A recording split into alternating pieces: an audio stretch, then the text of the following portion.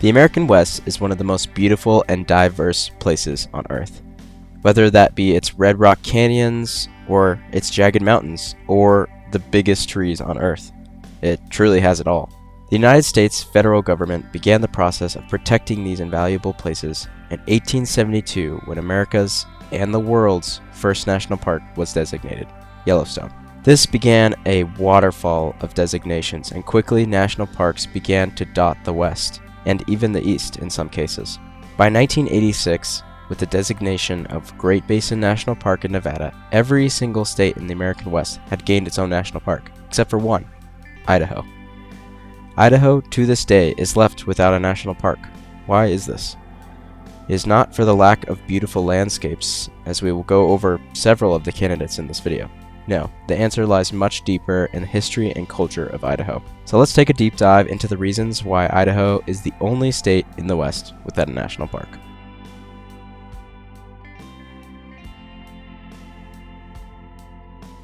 Before we talk about why Idaho doesn't have any national parks, we must first discuss the potential candidates for designation, and there are several. Idaho, although often overlooked, is just like the rest of the western states in terms of natural beauty. It has sections of the Rockies that rival Wyoming and Colorado, high Great Basin desert, just like Nevada, and even canyons deeper than Arizona. This brings me to the first candidate, the mighty Hells Canyon. Hells Canyon is actually the deepest river gorge in the United States at almost 8,000 feet deep, which, for reference, is about 1.5 miles of depth. This puts it deeper than even the Grand Canyon, and by a good margin. A Hells Canyon National Park would likely also include part of its tributary, the Salmon River, which boasts its own beautiful canyon, which is popular with river rafters. This is large in part to it being the longest remaining undammed river in the United States, so you can do some pretty long river trips. There was a push for Hells Canyon to become a national park back in the 1940s to protect the land and prevent dams in the canyon. However, legislation never passed, and without national park protections, Hells Canyon was dammed 3 times in the coming decades. Although the canyon is dammed now, it is still of national park caliber as it boasts beautiful views all down the canyon, abundant rafting, hiking, and camping opportunities, and it wouldn't be the only reservoir as a national park, as there's Hetch Hetchy in Yosemite National Park. On to our next candidate, City of Rocks. This location is currently classed as a national reserve and is located in a remote mountain range in southern Idaho. City of Rocks is a beautiful mountain valley containing what looks like a mini Yosemite with its thousands of granite domes. It also contains the rugged beauty of the high desert, whose only other national park representation is Great Basin National Park in Nevada. This flies in the face of the fact that the Great Basin occupies a massive part of the American West over states like Oregon, Nevada, Idaho, and Utah. It is also of historical significance, as it was an important place for the Shoshone and Bannock tribes, as well as being an important point along the California Trail. Today, City of Rocks has become something of a climber's paradise, much like Yosemite, and it contains over 1,000 bolted routes. No official push has ever been made to make City of Rocks a national park, but I think it's still a strong candidate. Moving on, we have the place that has the best possible chance of ever becoming a national park in Idaho. Craters of the Moon. Craters of the Moon is an otherworldly place on the Snake River Plain where the Great Rift of Idaho has erupted hundreds of square miles of lava. Containing massive cinder cones, lava tubes, and unique flora and fauna, its value was recognized long ago when it was made a national monument by President Calvin Coolidge. There have been several attempts to elevate the monument to park status, but each has been unsuccessful for reasons we will soon discuss. Depending on who is in office, it is possible that another push could be made, and although unlikely, Craters of the Moon could be a national park in the future. Alright, the final candidate is the most important to this story as it serves as a perfect example of a tried and failed national park in Idaho. This is the Sawtooth Mountains. The Sawtooth Mountains are a part of the Greater Rocky Mountain Ranges that stretch from New Mexico all the way to Canada. They're considered by many who know them as one of the most impressive of the Rocky Mountain Ranges, boasting jagged, tooth-like peaks, beautiful lakes, and impressive scenery. They are truly the gem of Idaho. Located among several other ranges in central Idaho, they are best viewed from the beautiful Sawtooth Valley. Much like Rocky Mountain in Colorado, Grand Teton in Wyoming, or Glacier in Montana, the Sawtooths would have been a massively popular mountain park had it been designated. The effort to make this area a national park and its subsequent result, a national recreation area, perfectly illustrate why Idaho will likely never have a national park. But before we go deeper into the story of the Sawtooths, let's first talk about the actual effects of designating a national park, which will give us more insight into the decision to block a park in Idaho.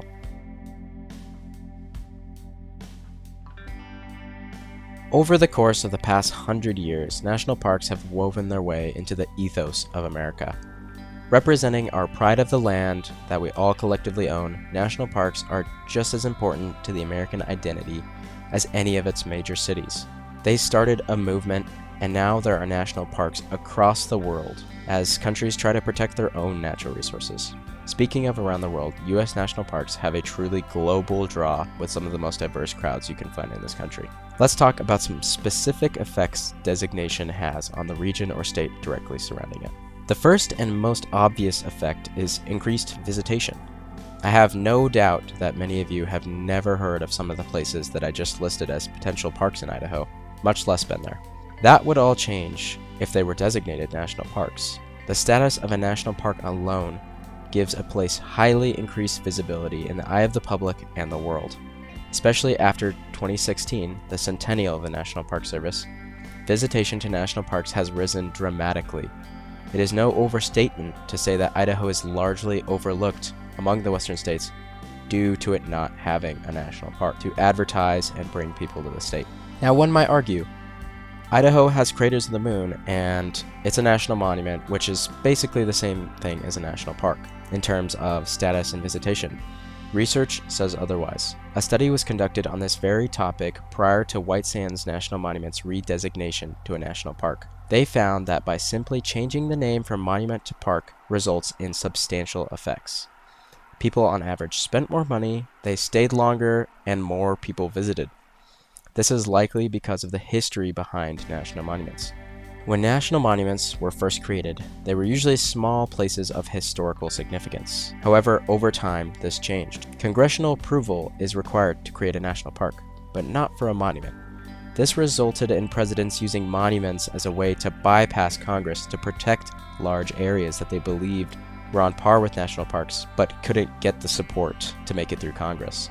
Thus, monuments have gone from Gettysburg and turned into monuments such as Grand Staircase Escalante, which is an area larger than most national parks. Many Americans often still think of national monuments as small places of historical significance, not the grand landscapes they can now be, and often are. This results in many people bypassing national monuments to visit national parks instead, simply because they believe monuments to be different from parks when often they are not. These same effects would likely apply or be largely amplified for any area in Idaho that I've mentioned that is not a national monument and rather just public land. Going back to Craters of the Moon, if Craters of the Moon was redesignated, it is more likely than not that most of the people who previously overlooked it because of its monument status would now visit it, simply because the name changed from monument to a park. The second effect goes hand in hand with the first, but it's still important to mention. All that increased visibility and tourism comes with one major benefit. Tourists love to spend money. This helps boost local economies and provide a large influx of revenue, as well as create many new jobs for an otherwise desolate area, as many national parks are located far out from any major city. Many states lean into this to boost their local economies and even advertise their parks heavily, like Utah did with its Mighty 5 campaign. The third effect, that is much more subtle than the first two, is the restrictions that come with national park status. The purpose of a national park is ultimately to protect the land, which can result in many use restrictions for people. Hunting, grazing, logging, mining, all become much more difficult for individuals who were priorly operating in the area if they are not outlawed entirely, which they often are. Drone use is also outlawed. There are often fees for entry for places that were previously free when they were classed as National Forest or BLM land. Finally, due to increased visitation, permits are often required for many things like popular hikes or unique activities. This can result in a lot of anger from hikers who already knew about the place and were perfectly happy using the area, now having to get a permit and compete with lots of other people to do the things that they once were free to do so without permits.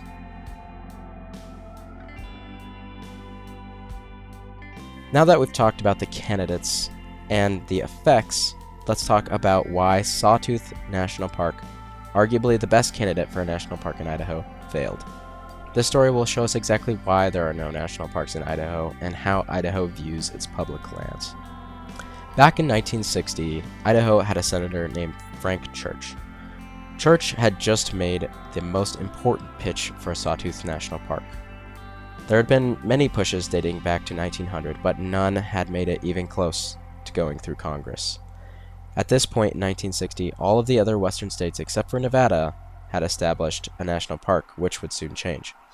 Church was eager to finally get Idaho into the mix. His proposition was popular, but he faced fierce opposition from mining, logging, and ranching groups that would lose their access with a national park designation. Church then looked for the broader support of the public, knowing industry would never be on his side. He soon realized that the public was not entirely in favor of a national park either, especially the hunters that use the area.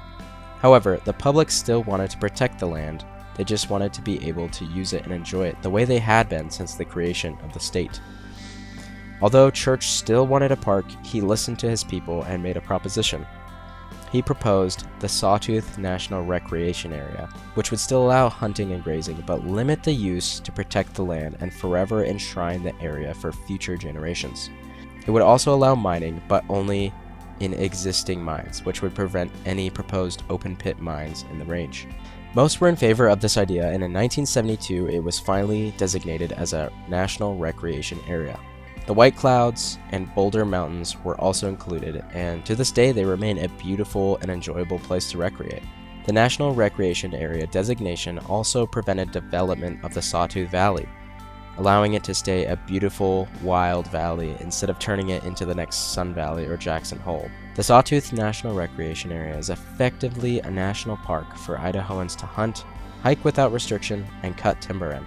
It is a land that they have protected for their future generations while also allowing themselves the ability to partake in the ecosystems they have protected. All of this while largely remaining under the radar for most American and global tourists. While still busy, it receives nowhere near the level of visitation as similar places like Grand Teton or Glacier. Idahoans like this, and they want to keep it that way. You won't find anything an Idahoan hates more than a transplant from California, after all. As we have seen with the Sawtooths, Idahoans just were not willing to give up the use of their land. Craters of the Moon never became a national park for similar reasons to the Sawtooths, and none of the other candidates I mentioned will ever have a chance either, because of these reasons.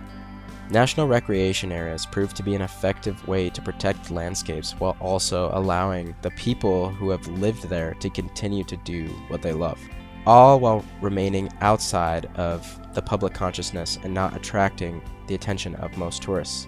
Idahoans were willing to sacrifice the boost in their economy from tourism to keep their lands quiet. Idaho doesn't have any national parks, and they want to keep it that way. Also, yes, before you comment, I do know about the tiny sliver of Yellowstone in Idaho, and I do not care. Thank you guys for watching.